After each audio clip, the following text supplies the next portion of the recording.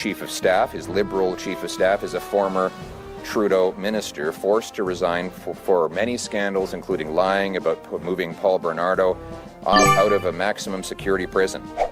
You see, Mark Carney thinks Canadians are stupid. He thinks that a little bit of cosmetic surgery will allow the Liberals to disguise who they are and make people forget what they did for 10 years in order to elect them to a fourth Liberal term. But it's the same Liberal gang with the same Liberal agenda, the same Liberal results, and the same Liberal promises of the last 10 years. Only they want you to be fooled, and they want to take 4 terms. Carbon tax Carney will try later today to pull another fast one. This one's going to be very sneaky, very sneaky. I call it the carbon tax con job. I told you this was going to happen, by the way. Don't say I didn't warn you. He's going to hide the consumer carbon tax for 60 days. And if he's reelected, he'll bring it back bigger than ever with no rebate. Let's be clear. He says that the carbon tax he intends to bring in after the election will be a, quote, shadow carbon tax. And we know that he loves carbon taxes because he publicly advised Trudeau over the last 5 years to raise the taxes even more. We're not long for an election. Right, because if Marco Mendicino's not running to be an MP again, at least he can still be Chief of Staff. Right. Now, the only thing that we've been told that may not complicate, but it may shuffle out, when Mark Carney is going to call an election is the Liberals are frantically filling all of the candidate positions that are across this country for the next election. So there are around 100 left from what we've been told. So about a third, let's say. So now those can be appointed. Mm-hmm. They can be appointed if need be, and which means that can happen very, very quickly. So yes, sometimes in some ridings they won't appoint a candidate until like a couple weeks before. So this is not unusual. It is a large number for the Liberals to have so many seats vacant, or I should say, to have so many nominations vacant. But again, if the writ drops this coming week, they can fill them very, very quickly. And they would be, right? So no doubt what the party is doing and has been doing is putting together a list of potential candidates that they would be comfortable running in each of these vacant ridings. And then they would say, okay, you, congratulations, you're the candidate, get to work. So that takes care of that. And the Conservatives still have some people to nominate as well. The NDP, I think they're mostly done. So they're pretty much ready. So we'll see what happens.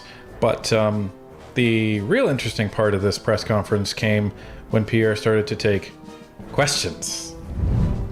Hi, Mr. Poilievre, Alexa Lavoie for Ribbon News. If you can answer the question in French and in English. So my question is about the Liberal contest. The Liberals say that nearly 400,000 people registered to vote in their leadership contest, but only 150,000 of those were verified, and they have not explained why nearly 250,000 voters were disqualified or otherwise didn't vote. And the riding by riding results are remarkable. Karina Gould only got 190 votes in her own district, and Chrystia Freeland only received 188. How concerned are you about the integrity of Carney's mandate? First of all, Mr. Carney has no mandate. He has not been elected by the Canadian people. He's been installed by the Liberal establishment and Justin Trudeau's insiders. They prevented people from debating him. They've been hiding from the media because every time he answers questions, he gets caught in lies or says incredibly idiotic things. As for the Liberal leadership result, those numbers are either just pathetically low because Canadians did not want to vote for a weak, conflicted Mark Carney who had sold out the country by moving jobs and money out of Canada, or they show something more suspicious. But unfortunately, I don't have all the details. All I can say is that it is a very small number of people that voted in the Liberal leadership race. much smaller than ours. We excited people because people thought this is a chance to bring home the Canada that we knew and still love, where you can work hard and have a great life, where you can afford a home, and where seniors can put food on their tables, where our streets are safe. That's one of the reasons why I was blessed to receive the biggest number of votes of any leadership candidate in Canadian history that I'm aware of. That was a beautiful answer. It really was. Well, and there's many things that he actually touched on there. I love the fact that he said, well, first off, Mr. Carney doesn't have a mandate, which he doesn't. Correct. He doesn't. Because he's not elected. Right. So he's the only thing that he has been voted for is the leader of the Liberal Party. He hasn't been voted into a riding to represent Canadians, so he isn't a member of Parliament. So he's, in fact, a token prime minister is what he is. Now, I think it's also interesting in the way Pierre answered that very controversial question. And I think he answered it, to Tanya's point, very, very well. He stayed away from the controversial aspect. He said, well, if only 150,000 people voted, which means 130,000 people voted for Mark Carney, he said that's a pathetically low number. But if there was something more suspicious there, then that could be a problem. But as he's rightly saying, he doesn't have all the information, and nobody has all that information. So, but as mentioned, we're going to be having an interview with a Liberal Party member who did work for John Turner, one of the previous prime ministers, ironically, the previous unelected prime minister. So he's seen this before. Yes, he's seen this before. And we'll get his take on the leadership race, the transition, Mark Carney, and all of the above. But it's a very interesting answer that Pierre gave. The question in French was about whether I think that Mark Carney will abolish the carbon tax. Well, the truth is, he can't do that without recalling Parliament. This is the carbon tax law. It's in place today. Until Parliament is recalled, this carbon tax law will be the law of the land. So, what are we talking about? Now, you may or may not have heard that Mark Carney met with his cabinet and had a photo op opportunity while he was speaking to his cabinet, where he signed the quote-unquote termination of the carbon tax. Now, this is what we postulated Pierre Poilievre would do as soon as he took over as prime minister. So this is exactly what Mark Carney did. What he did is he issued an order in council, the equivalent of an executive order in the United States, where he essentially either reduced the carbon tax rate to zero, or the order was to the CRA to stop collecting the carbon tax. Now, it's suspicious to me that this happened right now when it did, because it seems like it's another bid to buy votes. If you guys remember, in the winter, just before Parliament took the winter break, they had this GST holiday to try to win back votes because Canadians were miserable, and the Liberals told us, oh, well, this is going to help families and blah, blah, blah. So I think that this order in council to reduce the carbon tax rate is going to help people see on their home heating bills that, well, I'm not paying this carbon tax anymore. I'm not paying HST on top of that carbon tax anymore. And when they go to fill their cars up at the pumps, that, hey, gas is cheaper. Oh, the Liberals did that. Well, and this is the thing. And when Carney announced that he was doing that, and then he signed the order, there was these clapping seal moments, where all of the people that voted for the carbon tax and voted to increase the carbon tax are now clapping that he is eliminating it. Come on, people. Well, and Pierre's correct. If he wanted to eliminate it, all he had to do was recall Parliament and put a bill through to get rid of the carbon tax bill. But that's not what they're doing. They're doing an order in council for 60 days, it sounds like. And that's going to be enough time to get us through that election period. What are they going to do when Parliament's actually formed again? Well, if Carney's elected, let's take him at his word. He's going to move the carbon tax over to the industrial side. He's going to implement a brand new carbon tax tariff, jacking up prices on all of the goods that are coming into the country from the United States, from China, from Mexico, from other countries that we don't regard as a climate like-minded country. And it's going to be just as bad, if not worse. So that's what we're going to get. Oh, you're eliminating this carbon tax, but you're moving that over here and creating a brand new one. So It's a carbon tax shell game. well, we've gone from one carbon tax to +2. And now Canadians won't get that rebate. So, I mean, yes, we have looked at the math and we have determined that getting that rebate back is not offsetting what you're paying into it. But under these new carbon tax changes, if the Liberals win the election, you're not getting a rebate at all. So it's even worse. What he might do is hide the carbon tax by telling CRA to stop collecting it for 2 months before the election. So let me ask you if you think this is a believable proposition. 100% of his ministers voted dozens of times not just to impose the carbon tax, but to raise it. Mr. Carney, his only public criticism of the Liberal carbon tax was that it was not high enough. They've had this tax now for over 7 years. The law that they still have in place would quadruple it to 61 cents a liter. And you believe that they're not going to bring it back 2 days after the election? Well, I think Mr. Carney has some land he might sell you in Florida, some swampland he might sell you in Florida if you believe that whopper. The reality is that Mr. Carney loves carbon taxes. And if you elect him, you will pay a brutal price. And he has also said he will be bringing in a shadow carbon tax targeting Canadian industry. And he has specifically singled out steel. There will be tens of thousands of steel, aluminum, cement, and other industrial jobs lost under Carney's carbon tax.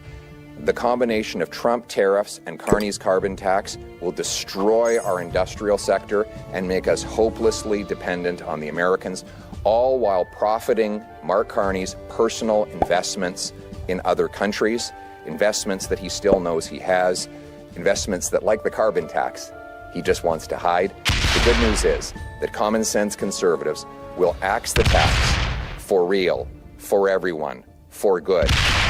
We will make sure it never comes back. There is only one way to axe this tax, and it is to vote for the Canada First Conservatives. Can't put it any simpler than that, folks. And this is why they don't want Mark Carney in front of the cameras. And this is why Mark Carney is denying questions to reporters. Not a good look. No, and it's going to look even worse now that he's Prime Minister. Right. So really not a good look that you're telling every people, no, sorry, not answering your questions. And the first thing he's doing, no, sorry, taking a trip so I don't have to answer your questions. Because that's next week. He's taking a trip to Europe. Europe, of all places, not the United States. Going back home, is he? Yeah. Going back to his homeland. Maybe he's making a pit stop in Davos. I don't know. But, this is Mark Carney, everyone. This is Mark Carney. He is the globalist, the elitist, the I'm too good for Canadians, and I think we're going to find out right quick, really what Canadians are going to think of Mark Carney the minute he starts answering questions, because he's going to have to. Otherwise, he's going to be called out. He's going to have to be called out by the press because they're not answering any questions that he asks. It's not meeting with them. So if the press can't even talk to Mark Carney, that's going to be a problem. And the Conservatives and the NDP and the Bloc, they're going to be going after Mark Carney. The NDP just released an ad that got millions of views going after Mark Carney. An NDP ad. Right. Interesting. So, with the little money they've scraped together, they've managed to actually put something successful together. So, but Are you sure it wasn't Protecting Canada that was footing the bill? Pretty sure. Can't confirm that, but pretty sure. Anyway, folks, it was quite the day. There's a new token Prime Minister for Canada, and man, it's one more step towards the next federal election. We're just chomping at the bit as to when.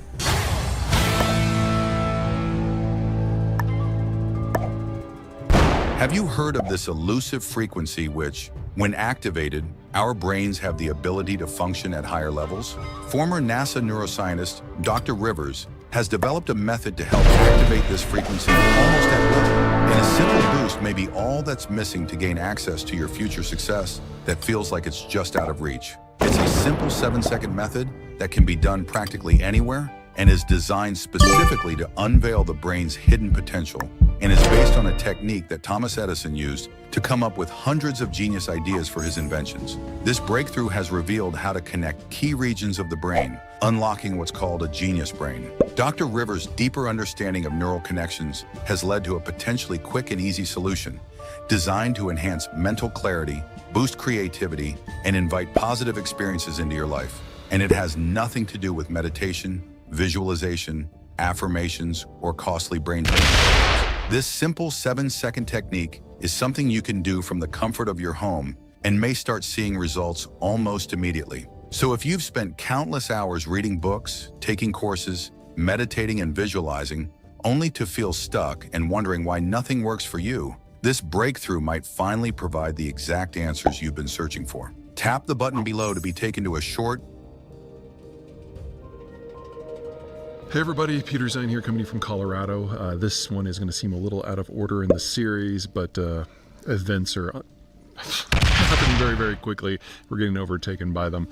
It's the 5th of March while I'm recording this, and the United States has just ceased all intelligence sharing and cooperation with Ukraine. There's any number of reasons why this is not in America's interests, not to mention all the intel that the U.S. was gathering from Ukraine. But for the Ukrainians, this is actually far more important than the weapons cutoff that is now about 96 hours old. The United States, contrary to what you might have heard, has supplied Ukraine with less than 1/3 of its equipment in any given day of the stuff that is imported from somewhere else.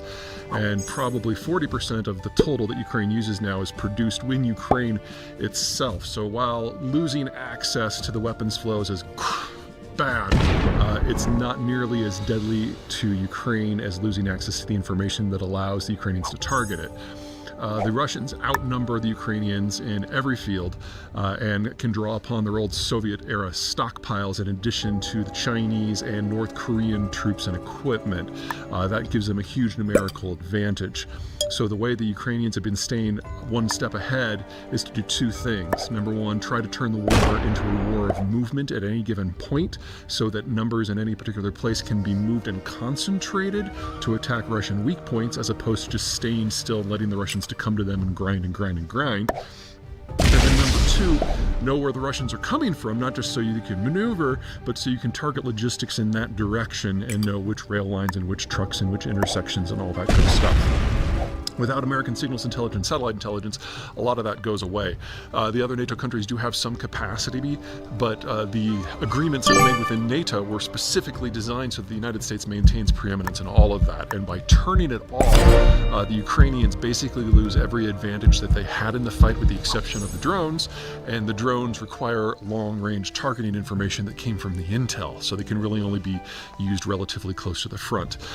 In contrast, every advantage that the Russians have can now be pushed to its ultimate maximum, because they will be encountering Ukrainians in pockets that can't maneuver intelligently and just overwhelming them with sheer numbers of weapons and people. So far from being an honest broker, far from trying to negotiate peace, this is a flat-out effort by the Trump administration to crush the Ukrainians on the battlefield as quickly as possible. And about the only thing that they could do that would be more horrific than this would be to actually provide information to the Russians directly. And we are now in a world where I can no longer rule that out. Well, shit, we may already be there. In the time that it took us to process the previous section of this video, we've had a number of America's close security partners, Israel, Saudi Arabia, Canada, the United Kingdom, Australia, and New Zealand, all publicly float through back channels that they are considering suspending at least selectively, intelligence cooperation with the United States.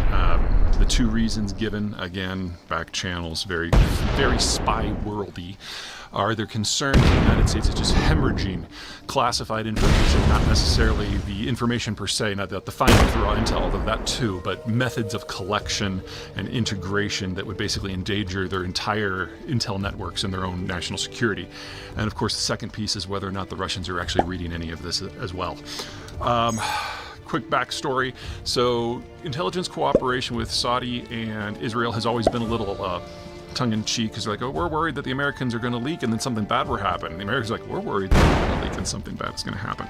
So it's always been a little bit of back and forth. We only cooperate with one another on the things that are of direct interest to Israel and Saudi Arabia. It's not like they're getting the money here. But their primary concern, of course, is that if you're Israel and if you're Saudi Arabia, your three biggest threats are Russia, Iran, and Iran's various proxy organizations throughout the region, groups like Hezbollah. And if we now have the United States compromised, there is a question as to how much American intel and global intel is getting into those hands, which would, of course, be a real problem for Israel and Saudi Arabia. The second issue deals with the Anglo states, Australia, New Zealand, the United Kingdom, and Canada. Those four combined with the United States are called the Five Eyes, and it is the tightest alliance in human history, the tightest alliance in American history, and it is the only system in the world that is basically an open book for intel sharing. So the United States collects the lion's share of the intel.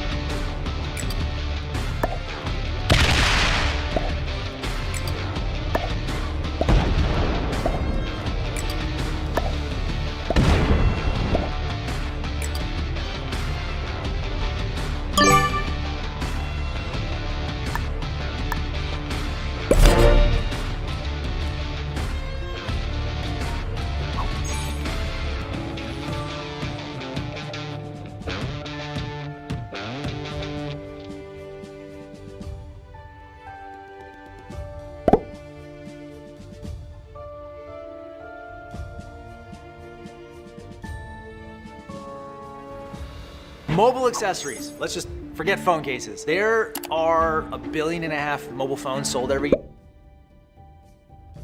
But there are other things that the other allies are better at, and they all have their own regional networks. So the U.S. collects its bevy. We go and we have a powwow with the rest of the Five Eyes. We compare notes with what they've collected, and then we all go back home and take the information that we've learned and use that to inform additional investigations using our other partners, and we just go back and forth and back and forth. It's a very robust, very productive system. But the Five Eyes have two concerns. Number one, the way that the Trump administration has completely gutted the top level of our intelligence directorates has them terrified, because they are seeing things leaked out into the public sphere that should be kept secret. In addition, they're also very worried about Elon Musk's Doge, because you've got people who are in their 20s with no security clearance who getting access to databases and then just posting it on social media because it's fun. Whether this is just rank gross incompetence on the part of the Trump administration, or the Russians are directly manifesting these things from behind the scenes, really doesn't matter at this point, because anything that gets out, the Russians are going to pick up anyway. So the Five Eyes are seeing Russian eyes and fingers in the heart of their own national intelligence systems right now, which means that the United States just isn't a competent or a trustworthy partner to them. And so the question isn't how will cooperation be scaled back, but how much and where. This isn't the end of the relationship. This can probably, hopefully, be fixed, but we haven't had this sort of sustained breakdown in intelligence collection and processing in the United States ever. Not even with the most robust Soviet moles, Russian moles that we've seen, folks like Alder James. I can't believe I have to say this, but if you are one of my followers in the intelligence community and you are concerned that your senior leadership is either completely incompetent or has already been compromised, your options are limited for what you can do. And I'm assuming you want to do it by the book, in which case the authority that has oversight over your entire world is the Senate Select Committee on Intelligence. That's where you need to go.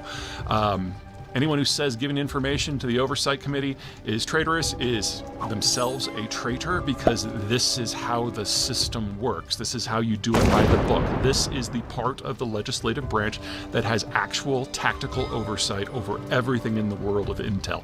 So don't let people bullshit you on things like that. And if you are one of my non-intelligence industry followers and you do not have a senator who is on the select committee, leave them alone. They're dealing with enough right now as it is.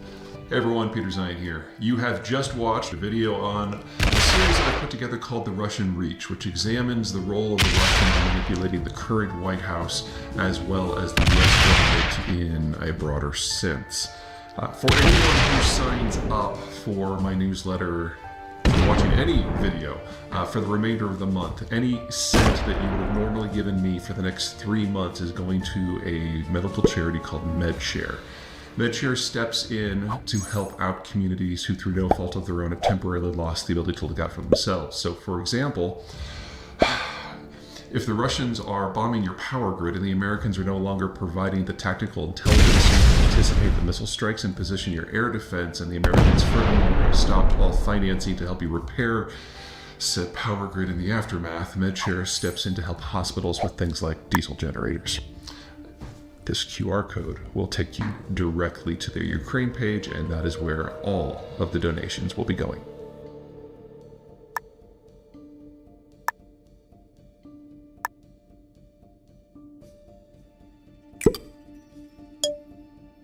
Watch this before eating cheese.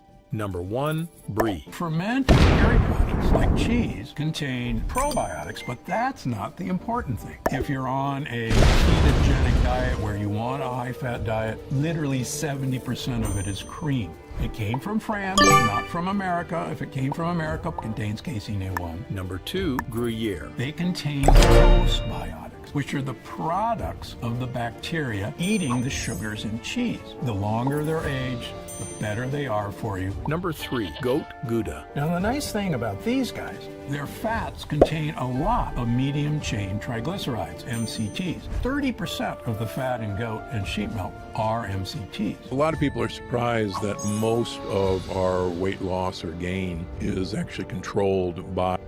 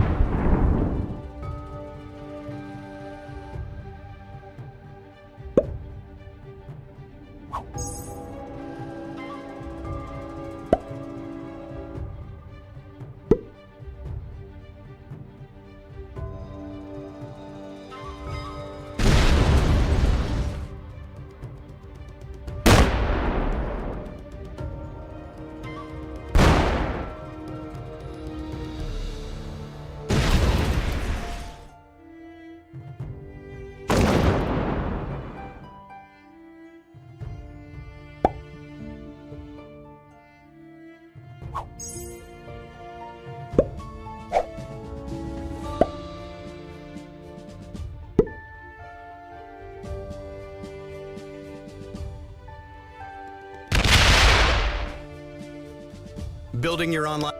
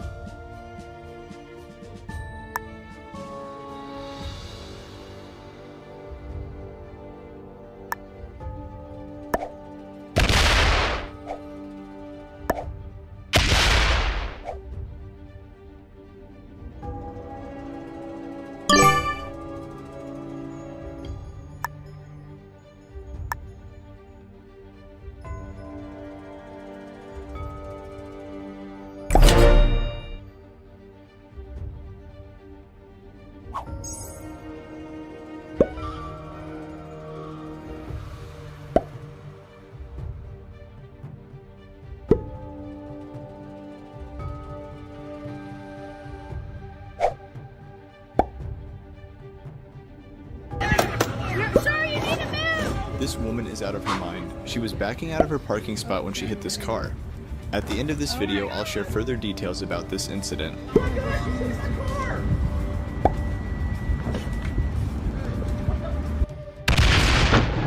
This driver was moving on a highway in New Jersey when, out of nowhere, this Karen sideswiped him.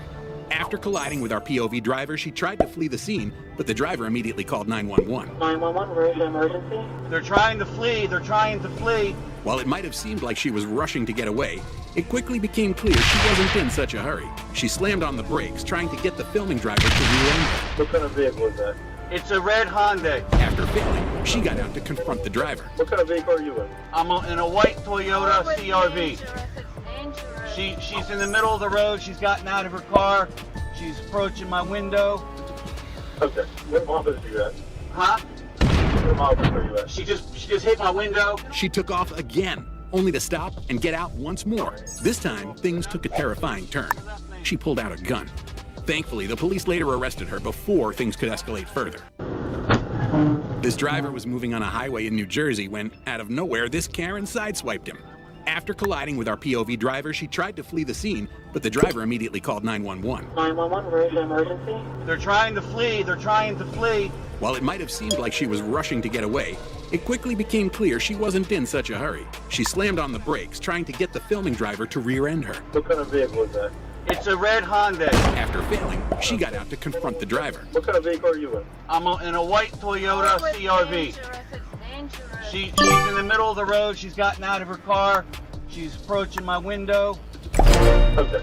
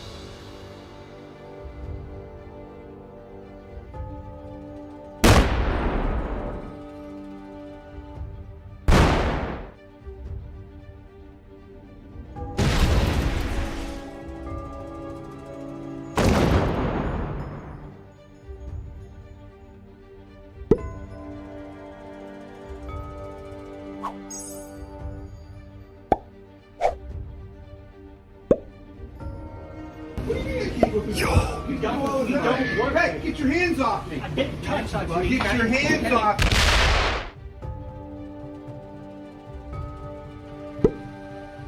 It is a glorious morning. The guy came for his appointment, bought it on the spot, paid additional for curbside, well, technically inside delivery, up 5 steps, so he's all in $730 on a free couch. Picked up this piece today and just wiping it up before we post it. Back at the warehouse and recently picked this up. This was on offer up this morning, like 25 minutes away. And picked it up, and Megan's putting some leather conditioning on it. Probably sell it for like $300 to $500 maybe. Someone's on their way to right now to pick up this. They've already paid half and they owe an additional half, so this is $1,500 all in.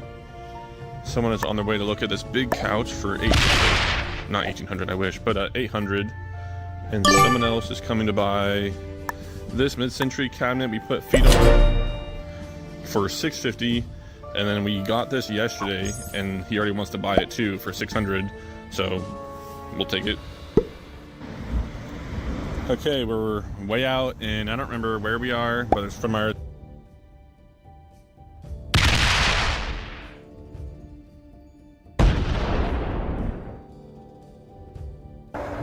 Jonathan from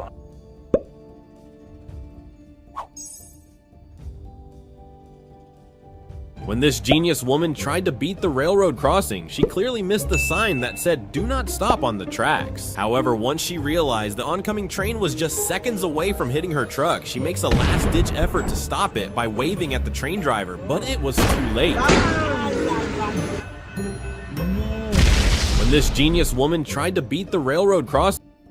Here's the German strategy to block the enemy during World War II.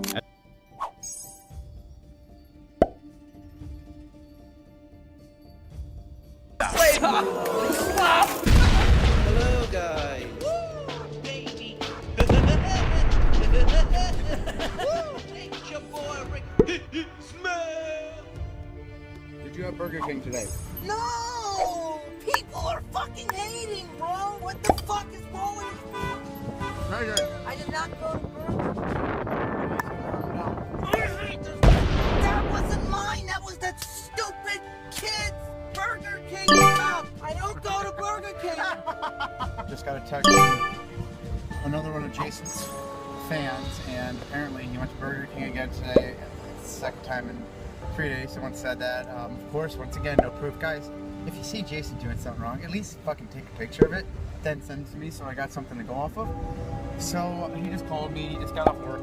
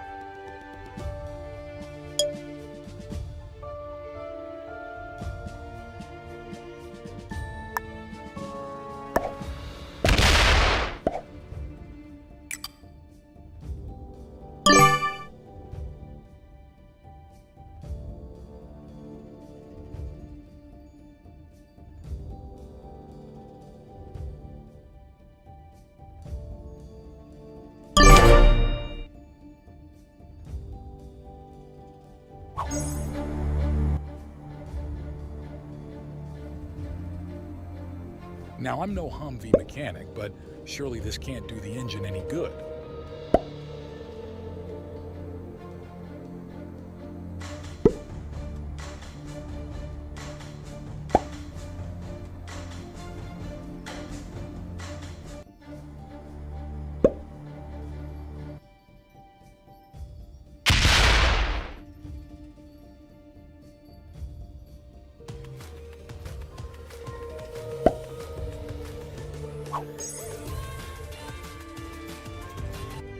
Last part of this bill seems to give you extraordinary powers to do a lot of different things without the legislature. The government's sort of at the whim of you.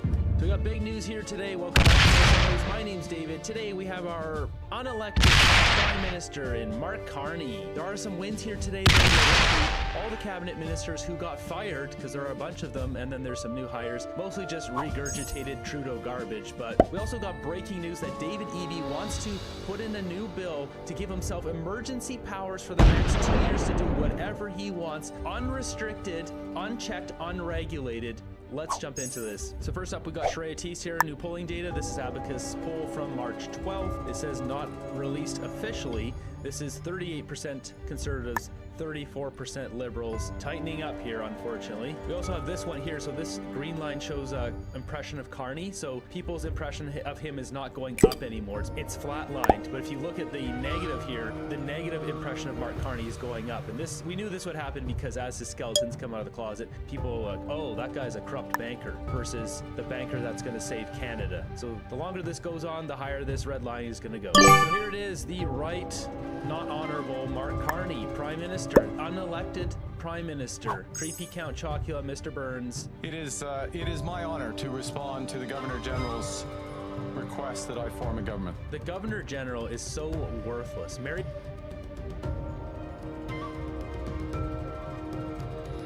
This Amazon driver doesn't mess around when it comes to delivering packages. A group of motorcyclists, likely considering themselves some kind of gang, decided to block the highway. A cop turned on his lights to warn other drivers of the blockage, but he just watched as the bikers did burnouts. The Amazon driver didn't care about their antics and tried to push forward, even though the bikers were telling him to stop.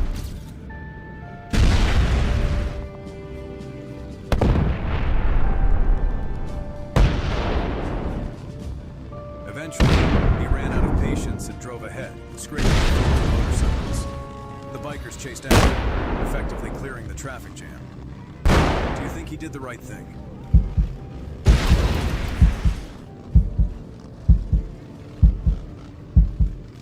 This Amazon driver doesn't mess around when it comes to delivering packages. A group of motorcyclists, likely considering themselves some kind of gang, decided to block the highway. A cop turned on his lights to warn other drivers of the blockage, but he just watched as the bikers did burnouts. The Amazon driver didn't care about their antics and tried to push forward, even though the bikers were telling him to stop.